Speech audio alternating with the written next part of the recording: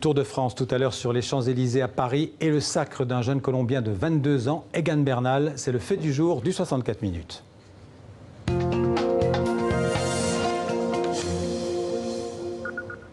On va en parler avec vous, Claude Roussan, dans un instant, mais on va d'abord rejoindre notre envoyé spécial, Karine Henry, qui attend les coureurs sur les Champs-Élysées.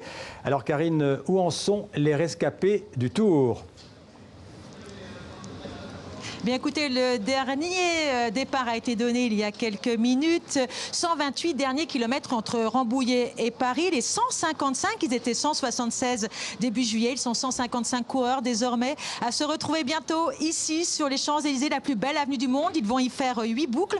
Ils devraient franchir la ligne d'arrivée aux alentours de 21h10, 21h30, heure de Paris. Alors, sur la plus haute marche du podium, sauf invraisemblable catastrophe, on retrouvera un Colombien, Egan Bernal, 22 ans. C'est la première fois qu'il remporte ce Tour de France. Et ici, je peux vous dire qu'il y a beaucoup de jaune pour le maillot, mais aussi beaucoup de bleu, beaucoup de rouge. Ce sont les couleurs de la Colombie. Et ils sont nombreux, les supporters, à venir saluer, remercier leur héros national. Cela faisait tellement longtemps qu'ils attendaient ça au pays. Et puis, il y a aussi beaucoup de Français, forcément, qui se sont massés contre les barrières tôt ce matin pour venir voir le retour des héros après 3400 km d'efforts, de sueur, de bagarre. Alors vous l'aurez compris, c'est une finale en nocturne pour célébrer les 100 ans du maillot jaune. Et puis la dernière fois que le Tour de France était terminé à la nuit tombante, c'était en 2013 pour les 100 ans cette fois-ci du Tour de France. Alors on l'a dit, on le redira sans doute encore aujourd'hui. Pour vous aussi, Karine, ce Tour 2019, c'est un tour exceptionnel. Tout simplement, c'était beau. 3 semaines de rebondissements, de moments doux, de moments fous, de moments imprévisibles. Il y a d'abord ces 14 jours en jaune de Julien Alaphilippe. Il a même reçu en bonus d'ailleurs 14 peluches. C'est Lyon qu'on remet au leader du Tour de France chaque fois qu'il endosse le maillot jaune. Et c'est vrai que le Français a joué les premiers rôles. Il a bousculé le Tour, le numéro 1 mondial, double vainqueur d'étape, a déjoué tous les pronostics. Chaque jour, on disait, il va perdre sa tunique dorée, et chaque jour, il la conservait. Il se battait pour la sauver jusqu'à l'impossible, jusqu'à cette 19e étape dans les Alpes où il s'est fait distancer et perdu son maillot jaune. Et puis, il y a aussi forcément les larmes de Thibaut Pinot. C'est vrai, avec son abandon, le héros du Tourmalet était en course pour remporter ce Tour de France. Il était devenu, à quelques jours de l'arrivée, le favori de cette grande boucle. Et puis, le voilà contraint à l'abandon 2 jours avant de passer la ligne d'arrivée. Alors, on pourra se dire quand même que les Français, les fans tricolores pourront se consoler en sachant qu'ici, il y aura un Français sur le podium, c'est Romain Bardet qui va revêtir le maillot à pois du meilleur grimpeur. C'est vrai que ce Tour de France a été l'ascenseur émotionnel en fait. Merci Karine, restez avec nous, on se retrouvera peut-être dans quelques instants. Et je le disais, donc le journaliste de sport, pas journaliste sportif, vous préférez journaliste de sport? Oui, bien sûr. Donc Claude Roussan, ancien mais sportif quand même. Voilà, ancien du journal L'Équipe, en tout cas, il est avec nous dans le 64 minutes. Vous venez de publier d'ailleurs un très beau livre, une nouvelle édition de Maillot jaune au pluriel, un siècle de victoire. Donc une nouvelle édition publiée à l'occasion du 100e anniversaire de ce maillot jaune, donc qui a été créé en 1919. On va faire un peu le bilan de ce Tour de France avec vous. Vous êtes d'accord avec Karine Henry, c'est un grand cru en 2019? Oui, sans doute, parce qu'il a passionné un public beaucoup plus large que celui habituel du Tour de France. On avait l'impression, au cours de la décennie écoulée, que les Tours de France étaient un petit peu prévisibles, un petit peu cadenassés, qu'il ne se passait pas grand-chose, que c'était finalement dans les 15 dernières minutes de quelques étapes que le Tour se jouait. Or là, c'est effectivement, comme Karine l'a dit, plein de rebondissements, plein d'émotions. Et puis, pour soutenir ça au niveau du public français, bien entendu, 2 champions français qui ont été à la hauteur de l'enjeu et qui ont laissé entendre qu'ils pouvaient remporter le Tour. Ce qui est important de dire, c'est qu'il y a 35 ans qu'un coureur français n'a pas remporté le Tour. C'est Bernard Hinault. C'est Bernard Hinault, donc ça ne rajeunit pas. Alors, on va voir que vous n'êtes pas le seul à partager cette impression d'avoir vécu un très grand Tour. On va écouter Christian Prudhomme, qui est le patron du Tour de France. Il dit que c'est le Tour le plus beau depuis qu'il dirige le Tour. On l'écoute. On a vécu un tour formidable, extraordinaire, jusqu'au bout. Et aussi avec ce vendredi fou, avec des nations historiques qui ont relevé la tête. La France, évidemment, grâce à Alaphilippe Epineau. L'Italie, avec Ciccione, maillot jaune, et avec Vincenzo Nibali qui gagne aujourd'hui. Les Pays-Bas, un premier maillot jaune depuis 30 ans. Et puis, pour la toute première fois, un coureur colombien qui va s'imposer dans le Tour, qui est le plus jeune maillot jaune de l'histoire. Pas le plus jeune vainqueur du Tour, parce qu'Henri Cornet, en 1904, a gagné à 20 ans. Mais le plus jeune maillot jaune de l'histoire, alors qu'on fête précisément le centenaire du maillot jaune, c'est un vrai symbole. Alors on va reparler de Bernal, mais d'abord encore un petit mot sur les attaquants de ce tour. On a l'impression que c'est un tour justement où il n'y a plus cette discipline d'équipe qui en fait parfois paralysait le tour, et il y a eu les attaquants qui sont partis... Oui, il y a à mon avis deux phénomènes qui expliquent ça. Le premier, c'est que l'an dernier, on a réduit les effectifs des équipes de 8 coureurs de 9 à 8 coureurs. Ouais. L'an dernier, tout le monde a découvert ça, c'était toujours un petit peu cadenassé. On a l'impression quand même que cette mesure qui date de l'an dernier a vraiment donné son plein volume cette année. Et puis, dès le départ, il manquait quand même le deuxième, le troisième et le quatrième du Tour de France de l'année dernière. Chris Froome, vainqueur de 4 éditions.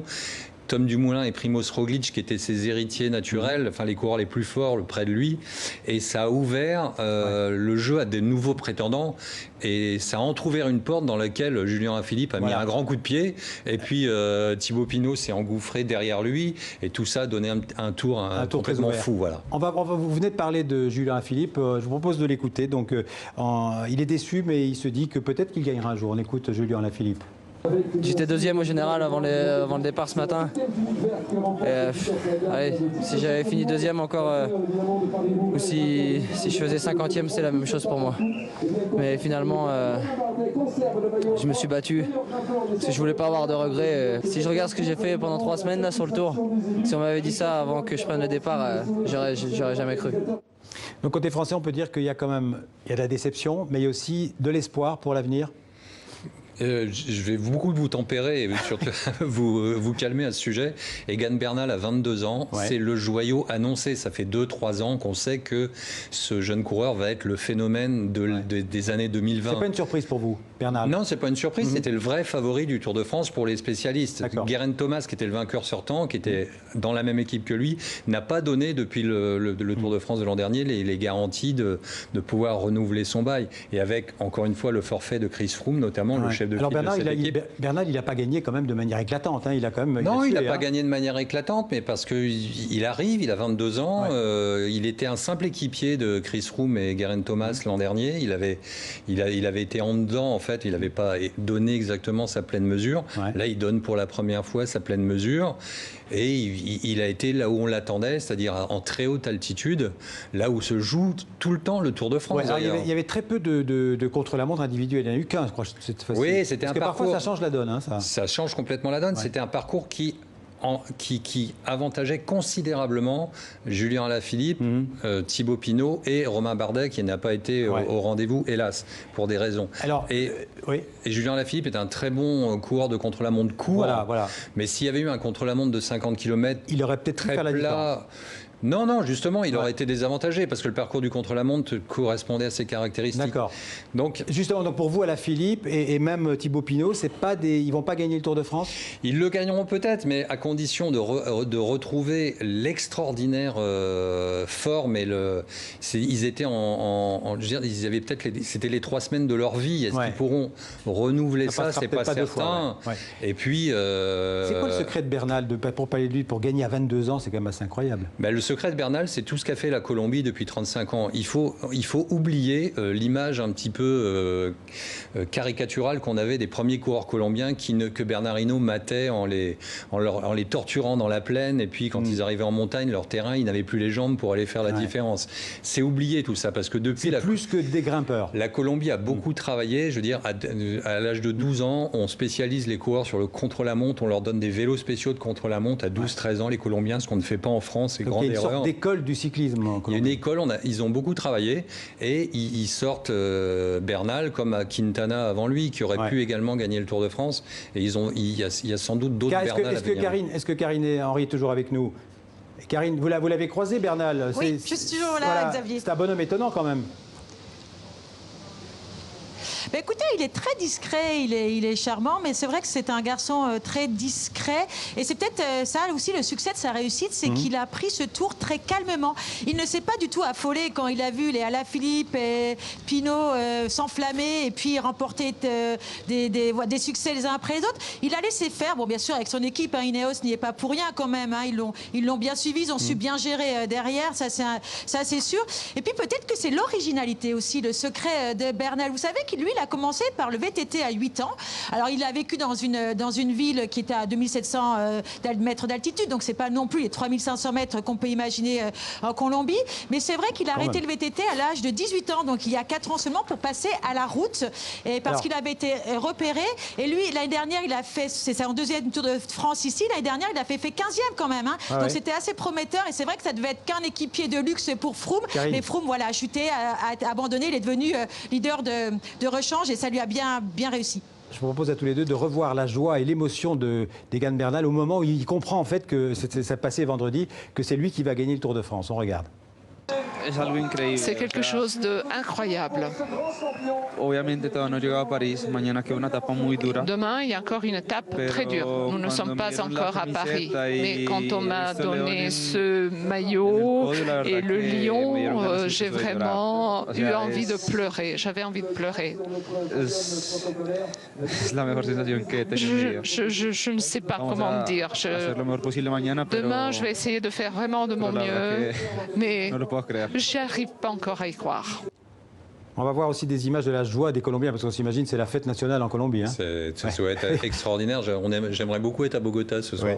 Parce qu'en fait, c'est le premier Colombien qui gagne ce Tour de France. Je pense que c'est même le premier Sud-Américain. Absolument. Donc c'est tout un continent qui est en... On voit la joie des Colombiens. Il faut savoir que le cyclisme est le sport national en Colombie à égalité avec le football. Hein. Ouais. Encore un mot quand même. Ce qui s'est passé cette année sur le Tour de France, est-ce qu'on peut dire aussi que c'est le résultat d'une lutte antidopage qui a fait des progrès? Parce que ça a complètement renouvelé. Il y a des nouveaux noms, des nouvelles têtes. Absolument, sans doute. Ouais. La lutte antidopage, je pense que le dopage systématisé, c'est certain, est derrière nous, en ce qui concerne le Tour de France. Et connaissant un peu les coulisses, je vois mal aujourd'hui comment des coureurs arriveraient à passer à travers les mailles du filet. En tout cas, tous ces jeunes et tous ces nouvelles têtes. Bernal, c'est un vainqueur propre? Oui. Jusqu'à preuve du contraire, oui. Ouais. Et je pense qu'il n'y aura pas de preuve du contraire. En tout cas, je l'espère. J'espère qu'on ne sera pas démenti par un contrôle antidopage. Non, il a 22 ans. Vous savez, Bernal, il a quasiment l'âge de jouer à Fortnite aussi. Je vous envoie votre sujet de tout à l'heure. Vous êtes très fort. on remercie Karine Henry qui est restée avec nous. Et je signale quand même votre livre, Maillot jaune, donc un siècle de victoire. C'est aux éditions Grund pour tous ceux qui aiment le cyclisme et en particulier, bien sûr, le Tour de France. Merci beaucoup, Claude Droussant.